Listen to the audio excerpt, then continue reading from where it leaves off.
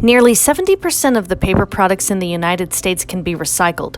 However, a lot of them cannot be. So what do we do with them? Here are 10 unrecyclable paper products and some things we can do with them instead. Number 1, books. Paperback and hardback books cannot always be recycled, but they can make for great decor, or you can donate them if it's something that you no longer need.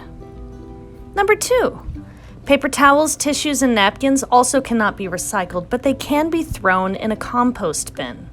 If you don't already have a compost bin, I highly recommend it. So you don't want them to have any harsh chemicals on them, but these break down and can be a part of the compost for gardening.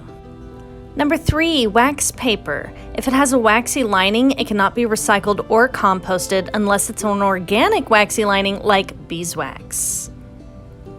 Number 4 are disposable paper cups like coffee cups. These cannot be recycled because of the wax lining. So a good alternative would be to switch to a reusable mug. I try to keep my reusable mug with me all the time, and I've also tried switching to using Tupperware instead of to-go boxes. Gift wrap is often embellished with decor items which cannot be recycled, so a better alternative would be reusable gift bags. I've started putting my gifts in reusable grocery totes, or like I did last Christmas, I used these little coffee mugs, these Christmas coffee mugs. So there are plenty of alternatives. Any paper product or cardboard product that has food residue left over cannot be recycled, and the same goes for food wrappers.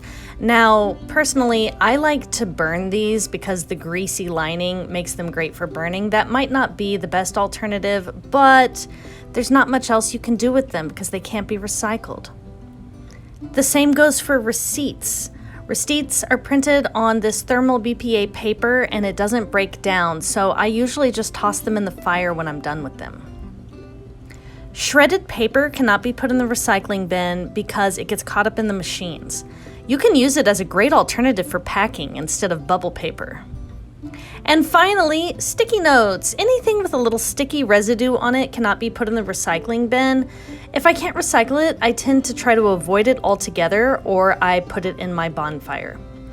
So if we take some measures to just avoid these single-use paper products altogether and understand our recycling services in our areas, we can reduce the amount of work being done at the recycling center by not throwing away things that shouldn't be in there and by reducing our carbon footprint.